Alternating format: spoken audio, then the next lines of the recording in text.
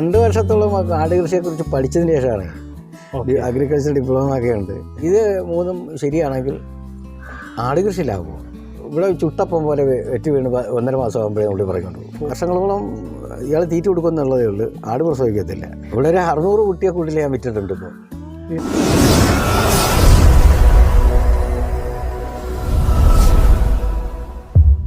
Hi friends, നമസ്കാരം. എല്ലാവർക്കും പുതിയൊരു വീഡിയോയിലേക്ക് സ്വാഗതം. ആട് വളർത്തലുമായി ബന്ധപ്പെട്ട മറ്റൊരു എപ്പിസോഡുമായിട്ടാണ് ഞാനിന്ന് വന്നിരിക്കുന്നത്.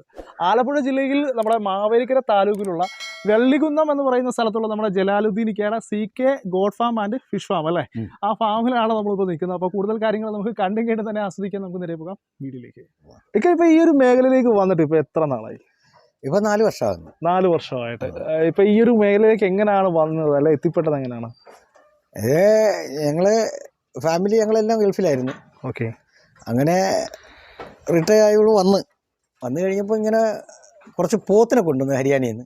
മുറാപ്പോത്തിനെ 8 പോണ്ട് ഉണ്ടായിരുന്നു. അതിനെയൊക്കെ ഇങ്ങനെ വളർത്തിക്കൊണ്ടിരിക്കുമ്പം യൂട്യൂബിൽ ആട് വളർത്തലിനെ കുറിച്ച് കണ്ട് അതിനെക്കുറിച്ച് പഠിക്കാൻ തുടങ്ങി.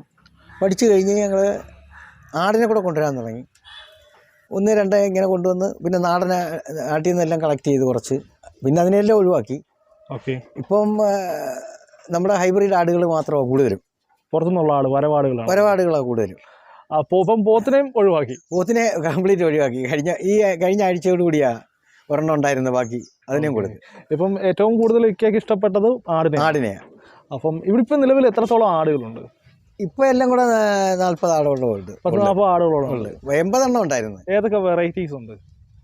ഇപ്പോൾ ഇവിടെ ഉള്ളത് ബീറ്റിൽ, തോത്താപ്പൂരി, മാർവാടി, സിരോഹി, പിന്നെ ഹൈദരാബാദി, ഇതൊക്കെ തന്നെ.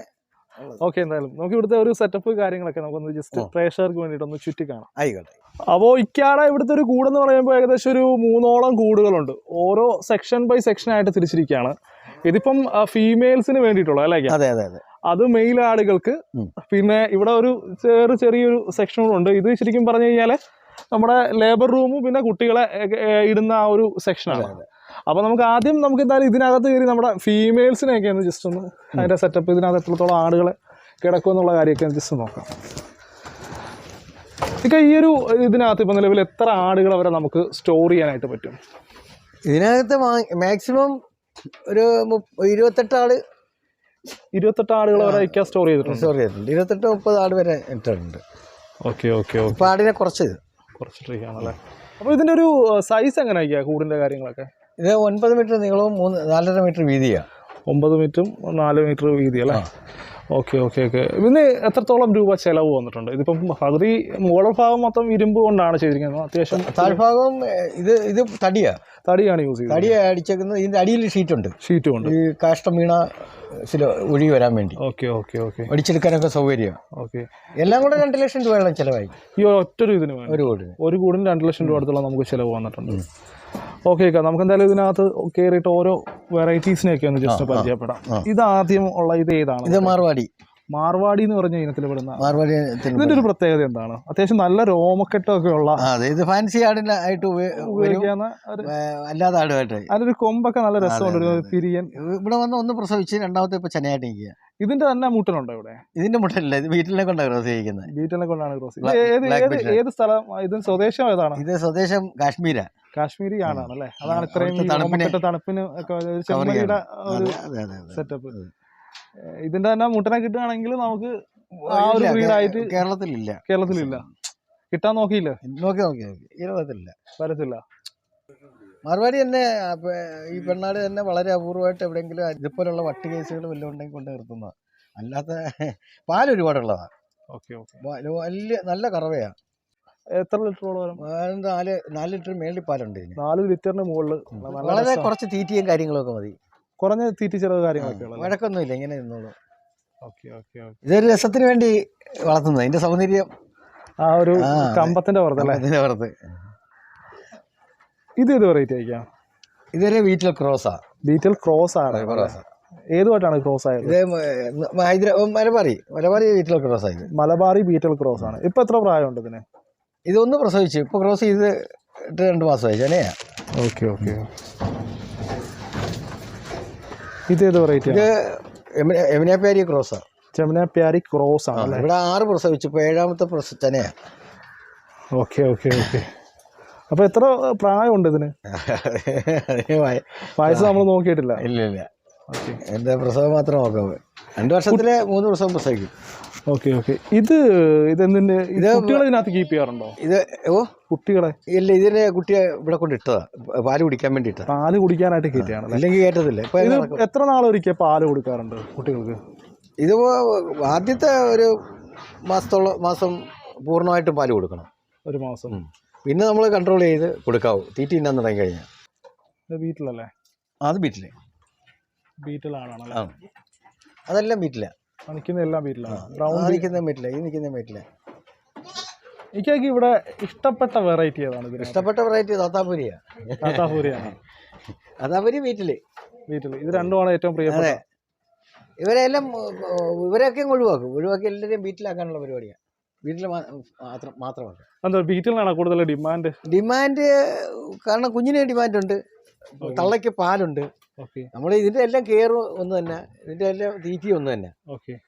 ഇതിനെ പഠിക്കണമെന്നേ ഉള്ളൂ, പഠിച്ചെങ്കിലേ അതിനെ വളർത്താനൊക്കെ. ഇപ്പൊ നാടൻ ആടും വളർത്തിയിട്ടുണ്ട്, അതുപോലെ തന്നെ ഇതേപോലെ തന്നെ നമ്മളെ വരവാടും വളർത്തിയിട്ടുണ്ട്. ഉണ്ട്. ഇതിൽ നിന്ന് വ്യത്യാസമായിട്ട് തോന്നിയിട്ടുള്ള കാര്യം എന്താണ്? വ്യത്യാസമായിട്ട് വന്നത്, വീട്ടിലിന്റെ കുഞ്ഞുങ്ങൾ ഇവിടെ 14,000 രൂപ 15,000 രൂപയ്ക്ക് അവിടെ 1.5 മാസം 2 മാസമൊക്കെ ആകുമ്പോൾ ആൾക്കാർ കൊണ്ടുപോകും.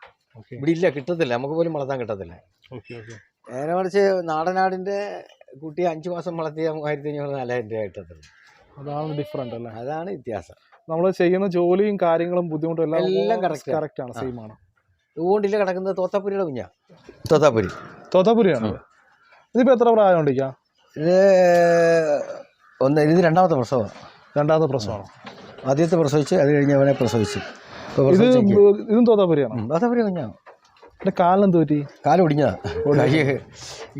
ഇയാളവിടെ തടിയടക്കിട്ട് പിടിച്ചു കളഞ്ഞു. ഈ തോത്താപ്പുരിയുടെ പ്രത്യേകത എന്താണ്? തോത്താപ്പുരിക്ക് മിക്കവാറും ഒരു കുഞ്ഞേ കാണത്തുള്ളൂ, ചിലതിനേ ഉള്ളൂ, അപൂർവമായിട്ട് 2 ഉള്ളൂ. വേറെ 3-4 ഉണ്ടായിരുന്നു തോത്താപ്പുരി. ഞാൻ എല്ലാത്തിനും ഞാൻ കൊടുത്തതാണ്. കാണാൻ ഒരു ഫാൻസി ലുക്ക് കാര്യങ്ങളൊക്കെ നല്ല പാവോ. മറ്റേ തലവേദനയൊന്നുമില്ല. മിക്കവാറും ഒറ്റ പ്രാവശ്യം ക്രോസ് ചെയ്യിച്ച ചെന്നൈയാണ്. അതിന്റെ പാലുണ്ട്. രോഗപ്രതിരോധ ശേഷിയൊക്കെ തീർച്ചയായിട്ടും നല്ല പ്രതിരോധ ശക്തി കൂടുതലാണ്. പറ്റിയിടങ്ങാറൊന്നുമില്ല. ഇവിടെ ഈ ഒരു ഫാമിങ് തുടങ്ങിയതിന് ശേഷം നേരിട്ടിട്ടുള്ള പ്രതിസന്ധികൾ എന്തൊക്കെയാണ്? അതിൽ ആദ്യം നമുക്ക് ഈ കുഞ്ഞുങ്ങളെ പരിഹരിക്കുന്നതിനെ കുറിച്ചുള്ള ബോധക്കുറവ്. അതിൽ നമുക്ക് 10-30 കുഞ്ഞുങ്ങൾ നഷ്ടപ്പെട്ടു പോയിട്ടുണ്ട്. അങ്ങനെയുണ്ട് തുടക്കമായിട്ട്.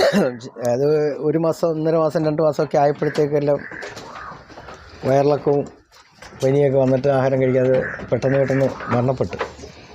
അങ്ങനെ ഒരു നല്ല നഷ്ടം ഉണ്ടായിട്ടുണ്ട്. പക്ഷേ പിന്നെ നമ്മൾ പഠിച്ച് സംഭവം എന്താണെന്ന് പഠിച്ചു വന്നപ്പോൾ ശരിയായി. ഇവിടെ വന്നിട്ടുള്ള അസുഖങ്ങൾ എന്തൊക്കെയാണ്? പ്രത്യേകിച്ച് ആടിന് അസുഖമൊന്നുമില്ലേ. കുട്ടികൾക്ക് ഉണ്ടാകുന്ന ഈ വയറിളക്കം, പനി, അതൊക്കെ. ഇപ്പോൾ പനിയൊക്കെ വന്നു കഴിഞ്ഞാൽ അപ്പോഴേ മരുന്ന് കൊടുത്ത് അവിടെ നിർത്തും. അടുത്ത ആളിന് വരാനുള്ള അവസരം ഉണ്ടാക്കത്തില്ല. ഇവിടെ നിലവിൽ ഇവിടുത്തെ ഒരു ദിനചര്യ ഒന്ന് പറയുമോ? ഡെയിലി ഒരു ദിവസം തുടങ്ങുന്നത് എങ്ങനെയാണ്? രാവിലെ 6 മണിക്ക് ഞാൻ ഇതിനകത്ത് വന്ന് ഇവരെ കറക്കേണ്ടവരെല്ലാം കറന്ന് മാറ്റിയിട്ട് കുട്ടികളെയൊക്കെ അഴിച്ചുവിട്ട് കുടിപ്പിക്കും. അതിനുശേഷം പിന്നെ ഒരു 8 മണിക്കേ കയറത്തുള്ളൂ. 8 മണിക്ക് വന്ന് കൂടൊക്കെ ഒന്ന് തൂത്ത് വാരിയിട്ട് തൂത്ത് വിട്ടിട്ട് 9 മണിയാകുമ്പോഴത്തേക്ക് കാടിയൊക്കെ കൊടുത്ത് അവരെ കൂടൊക്കെ അടച്ചിടും. 12 മണിയാകുമ്പോൾ വെള്ളം കൊടുക്കും, പച്ചവെള്ളം കൊടുക്കും. എന്നിട്ട് പുല്ല് ഇട്ട് കൊടുക്കും. പിന്നെ 3 മണിക്ക് വരും. 3 മണിക്ക് വെള്ളം കൊടുക്കും, കാടി കൊടുക്കും. കാടി കൊടുത്തു കഴിഞ്ഞാൽ പാത്രം ഒക്കെ മറക്കിയിട്ട് പുല്ലിട്ട് കൊടുക്കുക, കൂടടയ്ക്കുക. ഇത്രയും കാര്യമുള്ളൂ. ഇവിടെ കൊടുക്കുന്ന ഭക്ഷണ കാര്യങ്ങൾ എന്തൊക്കെയാണ്? അതിൻ്റെ ഭക്ഷണ രീതി? ഭക്ഷണം കൊടുക്കുന്നത് പുളിയരിപ്പൊടി കൊടുക്കും. അതൊക്കെ ലിമിറ്റാണ്. പിന്നെ പരുത്തി പിണ്ണാക്ക്, കടല പിണ്ണാക്ക്, ആടിൻ്റെ പെല്ലറ്റ്, ഗോതമ്പ് തൊലി, ഇതെല്ലാം കൂടെ മിക്സ് ചെയ്ത് കൊടുക്കുന്നത്. ഇവിടെ തന്നെയുള്ള ഒരു ആടിൻ്റെ കുട്ടിയാണ്. അതിൻ്റെ കൂടെയുള്ള കുട്ടിക്ക് കുഴപ്പമൊന്നുമില്ല. ഇത് ജന്മന അതിൻ്റെ ഫ്രണ്ടിലെ കൈ രണ്ടും വികലമായിപ്പോയി. കണ്ടോ? ഇപ്പം ദൈവം അങ്ങനെ സൃഷ്ടിച്ചപ്പോൾ നമുക്കൊന്നും ചെയ്യാനൊക്കത്തില്ല. ഇത് ഏത് ക്രോസ് ചെയ്തപ്പോഴാണോ? ഇത് ഹൈദരാബാദി ബീറ്റലിൻ്റെ ക്രോസിനെ കൊണ്ട് ക്രോസ് ചെയ്യിച്ചതാണ്. Okay okay. പക്ഷെ അതിൻ്റെ കുഴപ്പമില്ല, ഇതിപ്പോൾ ജന്മനായി ഇതിങ്ങനെ ആയിപ്പോയി. കൂടുള്ള കുട്ടിക്ക് പ്രശ്നമൊന്നും ഒന്നും പ്രശ്നമൊന്നുമില്ല. ഇതിവിടെ ആദ്യത്തെ സംഭവം. ഫസ്റ്റ് ടൈം ആണല്ലോ. പക്ഷെ അതിനകത്ത് എന്തോ ദൈവം ഒരു നന്മ കണ്ടിട്ടുണ്ട്, അതുകൊണ്ട് ഞാൻ അതിനെ വളർത്തുക. ഒരു വൈകല്യം ഉണ്ടെന്നും പറഞ്ഞ് നമുക്കതിനെ കൊല്ലാനൊക്കത്തില്ല. എന്തോ നന്മ കണ്ടിട്ടുണ്ട് ദൈവം, നമുക്ക് കാണാൻ പറ്റത്തില്ല. ഇത് നമ്മുടെ ഇവിടുത്തെ മുട്ടനാടുകളെ ഇടുന്ന കൂടായത്. ഇവിടെ തോത്താപുരിയും ഹൈദരാബാദി ഉണ്ടായിരുന്നു, ഞാൻ രണ്ടിനെ ഇപ്പോൾ കൊടുത്ത് മാറ്റിയെടുക്കാൻ വേണ്ടി. ഓക്കെ. ഏതൊക്കെയാണ് ഇത്? നമ്മുടെ പഞ്ചാബിയാണോ? അല്ലല്ല, അത് ഇത് ബ്ലാക്ക്. ഇത് ഇനം തിരിഞ്ഞു വന്നതാണ്, ഇതിനെ വിൽക്കാനിട്ടേക്കുന്നത്. ഇത് അത് തോത്താപുരിയുടെ അത് തോത്താപുരിയുടെ കുട്ടിയാണ്. അത് തോത്താപുരി പർപ്പസാരി ക്രോസ് ആക്കണം അത്. അതല്ലേ? ഇത് ബീറ്റിലാണ്. ഇത് ബീറ്റൽ ബ്രൗൺ. ഇവനേതാണോ? ഇത് മലബാറിക്ക് ഹൈദരാബാദി ബീറ്റിലുണ്ടായതാ. ക്രോസ് ആണ്. ക്രോസാ അത്. ഇവനിപ്പോ എന്ത് പ്രായമുണ്ട്? അവനിപ്പോ 1.5 വയസ്സ്, 2 വയസ്സാകുന്നു. 2 വയസ്സാകുന്നു. നമ്മളിവിടെ ക്രോസിങ്ങിന് യൂസ് ചെയ്യുന്ന ക്രോസിങ്ങിന് യൂസ് ഉണ്ട്. ചെറിയ ആടുകളെ കൊണ്ടുവന്നാലേ നമ്മുടെ വലിയ ആടിനെ ചാടത്തില്ല. ഇച്ചിരി ആള് വില്ലനാണ്. ഇല്ലില്ല, അത് അവരുടെ ആരോഗ്യം പ്രകടിപ്പിക്കുന്ന. അഴിച്ചുവിട്ടാൽ കുഴപ്പമൊന്നുമില്ല, കെട്ടിയിട്ടേക്കുന്നുണ്ട്. അതിന്റെ ഒരു ഉദ്ദേശം കാണിക്കുന്നതാണല്ലേ. ഇത് പഞ്ചാബി ബീറ്റൽ, ബ്ലാക്ക് ബീറ്റൽ. മുട്ടൻ. ഇയാളെ ഇവിടുത്തെ നമ്മുടെ ഫാമിലെ താരം. ഇതിപ്പോ എത്ര പ്രായമുണ്ട് ഇവന്? ഇതിപ്പോ 2 വയസ്സ് കഴിഞ്ഞ്. 2 വയസ്സ് കഴിഞ്ഞിട്ടുണ്ട്. അത്യാവശ്യം നല്ല ഹൈറ്റ് വളരും, ഇനിയും വളരും. 4 വയസ്സ് വരെ, 4 വയസ്സ് വരെ വളരും.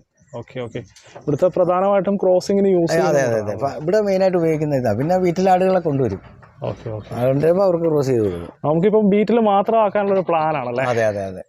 ഇത് പഞ്ചാബി അല്ലേ? ഇത് പഞ്ചാബി. ആളിച്ചിരി ഒരു തണ്ടനാണ്. തണ്ടനും വേളക്കാരനും ഒക്കെയാ. വഴക്കൊന്നുമില്ല. നമ്മളാടിനെ അടിച്ചു വിട്ട് കഴിഞ്ഞാൽ അവൻ പോകും. ക്രോസ് കഴിയുമ്പോൾ നമ്മൾ കൂട്ടിക്കയറാൻ പറയുമ്പോൾ കൂട്ടി വന്ന് വരും. ഇത്രയും കാര്യമാണ്. Okay okay. തുടക്കക്കാരായിട്ടുള്ള ആളുകളോട്, ആട് കൃഷി കാർഷിക മേഖലയിലേക്ക് വരുന്നവരോട് ഇക്കൊക്കെ എന്താണ് പറയാനുള്ളത്? ആട് കൃഷിയായിട്ട് ബന്ധപ്പെട്ട് ചെയ്യുന്നതിന് മുൻപ് ആടിനെക്കുറിച്ച് പഠിക്കണം. ഓക്കെ. ആടിനെക്കുറിച്ചും അതിൻ്റെ രീതികളെക്കുറിച്ചും നല്ലതുപോലെ പഠിക്കാതെ ഫാമിംഗ് മേഖലയോട്ട് ഇറങ്ങിത്തിരിക്കരുത്. അതല്ലെങ്കിൽ 1-2 ആടിനെ വാങ്ങിച്ച് വീട്ടിൽ വളർത്തുന്നതുകൊണ്ട് കുഴപ്പമൊന്നുമില്ല. ഒരു തുടക്കം എന്ന നിലയിൽ 1-2 ആടിനെ മേടിച്ച് വളർത്തി അതിനുശേഷം എന്നാലും പഠിക്കണം. അതിൽ നിന്ന് പഠിക്കാനൊക്കത്തില്ല, അല്ലാതെ പഠിക്കണം. പുസ്തകങ്ങൾ വാങ്ങിച്ച് വായിക്കുകയും ഫാമുകളുമായിട്ട് ബന്ധപ്പെടുകയും അറിയാവുന്നവരുമായിട്ട് ഡിസ്കസ് ചെയ്യുകയൊക്കെ ചെയ്തെങ്കിൽ മാത്രമേ. ഒരു തുടക്കക്കാരെ സംബന്ധിച്ചിടത്തോളം ഈ ബ്രീഡ് ആടുകളെ അല്ലെങ്കിൽ വരവാടുകളെ നമുക്ക് അത് എടുക്കുന്നതിനെ പറ്റി എന്താണ് എനിക്ക് അഭിപ്രായം? ചെയ്യാതിരിക്കുന്നതാണ് ബുദ്ധി. അത് തന്നെയാണ് നല്ലത്. നമ്മുടെ മലബാറി നാടനാടുകളെ തന്നെ ചെയ്യുന്നതായിരിക്കും. തീർച്ചയായിട്ടും. കാരണം അതിൻ്റെ പ്രത്യേകത എന്ന് പറയുന്നത് ആ ആടിൻ്റെ രീതികൾ നമ്മൾ പഠിക്കണം. ഈ ഹൈബ്രിഡ് ആടുകളൊക്കെ സൈലൻറ്റ് ഹീറ്റ് ആടുകളാണ്. ഓക്കെ. ഒന്നാമത് അത് മണിക്കൂറുകൾ, ചില ആടുകൾക്ക് മണിക്കൂറുകൾ മാത്രമേ നിലനിൽക്കത്തുള്ളൂ ഹീറ്റ്.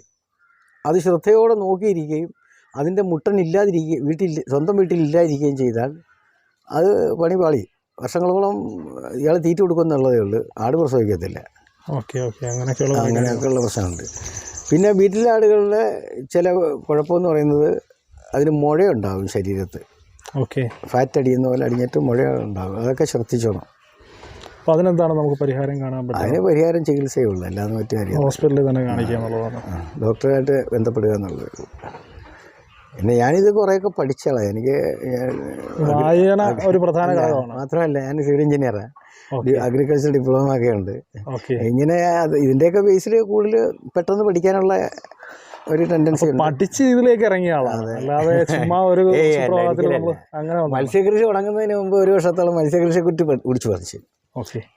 2 വർഷത്തോളം ആട് കൃഷിയെക്കുറിച്ച് പഠിച്ചതിന് ശേഷമാണ്. Okay okay. അതുപോലെ മുറപ്പോത്തിനെ വളർത്തുന്നതിന് മുമ്പ് അതിനായിട്ട് ബന്ധപ്പെട്ട് നമ്മുടെ അഞ്ചൽ രാജീവ് ഏട്ടനും അവരൊക്കെ ആയിട്ട് എല്ലാം ബന്ധപ്പെട്ട് പിന്നെ ഇവിടെ ഉള്ള ബിനുണ്ട്, നമ്മുടെ കൂട്ടുകാരനാണ്, വടക്കമ്പരി വരവൂര്. അവനായിപ്പം ഈ വലിയ പോത്തിനെ കൊണ്ടുവന്നിരിക്കുന്നത്. Okay okay. അതിനെ അവരുമായിട്ടൊക്കെ എല്ലാം ബന്ധപ്പെട്ടതിന് ശേഷം ഒരുപാട് കർഷകരുമായിട്ട് ബന്ധമുണ്ട്. അതിനുശേഷമാണ് ഈ ഒരു നിലനിൽക്കുന്നത്. അല്ലെങ്കിൽ നടക്കത്തില്ല. ശരിക്കും ആട് കൃഷി ലാഭകരമാണോ? ആട് കൃഷി ലാഭകരമാണ്, പക്ഷെ അത് ചെയ്യേണ്ട രീതി ചെയ്യണം, അല്ലെങ്കിൽ നഷ്ടമാണ്. ഏതൊക്കെ തരത്തിലായിരിക്കും നഷ്ടം വരാൻ സാധ്യതയുള്ളത്? നഷ്ടം വരുന്നത് തീറ്റ കൊടുക്കുന്നതിലുള്ള കുഴപ്പം, ഓക്കെ. രണ്ടാമത് ചന പിടിക്കാതിരിക്കുന്നതിലുള്ള കുഴപ്പം. കൃത്യസമയത്ത് ചനയായില്ലെങ്കിൽ നഷ്ടമാണ്. പിന്നെ കുട്ടികൾ രക്ഷപ്പെട്ട് കിട്ടുന്നതിൽ. ഓക്കെ. കെയറിങ്, കുട്ടികളുടെ കെയറിങ്, ഇത് മൂന്നും ശരിയാണെങ്കിൽ ആട് കൃഷി ലാഭമാണ്. അതല്ല, പൊതുവെ ഇപ്പോൾ പല ആൾക്കാരും പറയുന്നുണ്ട് പഴയ പോലെ ഒരു വില കിട്ടുന്നില്ല, ആ ഒരു മാർക്കറ്റ് ഇല്ല എന്നൊക്കെ. അതില്ല, ചുമ്മാ പറയാം. അത് നമ്മുടെ ഇവിടുത്തെ ആടുകൾക്കൊക്കെ ഇവിടെ ചുട്ടപ്പം പോലെ വെറ്റി വീണ് 1.5 മാസം ആകുമ്പോഴേ ഇവിടെ പറഞ്ഞുകൊണ്ട് പോകുന്നുണ്ട്. കൊടുക്കാനില്ലാത്ത കുഴപ്പമുള്ളൂ. അങ്ങനൊരു പ്രശ്നമുള്ളൂ. ഇവിടെ 14,000 രൂപ മുതൽ മേപ്പോട്ട് 18,000 രൂപ വരെ ക്വാളിറ്റി അനുസരിച്ച് 1.5 മാസം 2 മാസം ആകുമ്പോൾ ആൾക്കാർ കൊണ്ടുപോകും. ഓക്കെ. ഓക്കെ. ഇവിടെ ഒരു 600 കുട്ടിയെ കൂടുതൽ ഞാൻ വിറ്റിട്ടുണ്ട് ഇപ്പോൾ ഈ 4 വർഷത്തിനകത്ത്. 4 വർഷത്തിനകത്ത്. ഓക്കെ. ഓക്കെ. അത് വീട്ടിലിൻ്റെ തൊത്തപ്പുരിലെ മാത്രം, ബാക്കിയൊന്നും കൂട്ടിയിട്ടില്ല. നാടൻ്റെ ഒന്നും കൂട്ടിയിട്ടില്ല. നാടനൊക്കെ ചവറ് വിലയുള്ളൂ. നമ്മളൊരു 5 മാസം വളർത്തിയാൽ 3,500-4,000 രൂപ കിട്ടും. അത് തീറ്റ കൊടുക്കാൻ പോലും മുതലാകത്തില്ല, നഷ്ടമാണ്. അതിന് കൊടുക്കുന്ന മരുന്നും മുട്ടയും മീനിൻ്റെയും ടോണിക്കിൻ്റെയും കാശ് മാത്രമേ അതിന് കിട്ടത്തുള്ളൂ, അല്ലാതെ ലാഭമായിട്ട് കിട്ടത്തില്ല. അതുകൊണ്ട് തന്നെ അതൊക്കെ ഒഴിവാക്കിയത്. ക്രോസിന് ഡിമാൻഡ് ഉണ്ടോ? ക്രോസ് ബ്രീഡുകൾക്ക്? ആടുകൾക്ക് ഡിമാൻഡില്ല, പക്ഷേ ക്രോസ് ബ്രീഡ് ആടുകൾ നല്ലതാണ്. നല്ലതെന്ന് പറഞ്ഞാൽ അതിന് പ്രതിരോധ ശക്തി കൂടുതലാണ്. പാലിൻ്റെ കാര്യത്തിൽ മുൻപന്തിയില്ല, വളർച്ചയിൽ മുൻപന്തിയില്ല. കൃത്യസമയത്ത് അത് ഹീറ്റാവും. ക്രോസ് ചെയ്യിച്ചാൽ ചന പിടിക്കും. മറ്റ് തലവേദനയൊന്നും ഉള്ളതല്ല. പക്ഷേ കുട്ടികളെ നമുക്ക് പ്യൂർ ബ്രീഡായിട്ട് വിൽക്കാനൊക്കത്തില്ല. ആ ഒരു ഡിമാൻഡിൻ്റെ ആ ഒരു അത് തന്നെ, അതേ ഉള്ളു വിഷയം. മീറ്റ് പർപ്പസിനൊക്കെ നമുക്ക് പോകുന്ന മുട്ടനൊക്കെ പെട്ടെന്ന് വളരും. നമ്മുടെ ഈ ക്രോസ് ബ്രീഡ് ആടുകളെയൊക്കെ നമ്മൾ വീട്ടിലിനൊക്കെ കൂടെ ക്രോസ് ചെയ്യിച്ചെടുത്ത് കഴിഞ്ഞാൽ നല്ല വലിയ കുട്ടികളെ കിട്ടും. ഇത് ബ്രൗൺ സിരോഹിയാണ്. ഇത് ചെറുതായിരുന്നപ്പോൾ തന്നെ നമ്മൾ കൊണ്ടുവന്നതാണ്. കുഞ്ഞിനെ കൊണ്ടുവന്ന. ഇപ്പം ഫുഡൊക്കെ കഴിച്ച് ആളെ റെസ്റ്റ് എടുക്കുകയാണ്. അതെ. ഇപ്പം റെസ്റ്റ് സമയമല്ലേ. ഞാൻ വന്ന ടൈമിന് എല്ലാം ഫുഡൊക്കെ കഴിച്ച് റെസ്റ്റ് എടുക്കുന്ന ആ ഒരു ടൈമാണ്. ഇതേത് വെറൈറ്റിയാണ്? കോട്ട. ഇതേത് സ്വദേശം ഏതാണ്? ഇതെല്ലാം നോർത്ത് ഇന്ത്യ ആണോ? അതിൻ്റെ കുട്ടിയാണോ കിടക്കുന്നത്? അതിൻ്റെ കുട്ടിയാണ് കിടക്കുന്നത്. അത് അതേ സെയിം ബ്രീഡാണോ? അല്ല, ക്രോസ് ചെയ്തിറങ്ങിയാണ്. ഏതുമായിട്ടാണ് ക്രോസ് ചെയ്തത്? നമ്മളെ ഗില്ലാടിയായിട്ട്, നമ്മുടെ പഞ്ചാബി ബീറ്റൽ. അപ്പോൾ നമ്മുടെ ജലാലുദ്ദീനിക്കയുടെ കോൺടാക്ട് വിവരങ്ങളൊക്കെ ഞാൻ ഡിസ്ക്രിപ്ഷനിൽ കൊടുക്കുന്നുണ്ട്. ആവശ്യമുള്ളവർ കോൺടാക്ട് ചെയ്യാം. മറ്റൊരു എപ്പിസോഡുമായിട്ട് വീണ്ടും കാണുന്നവരെ. ഹായ്.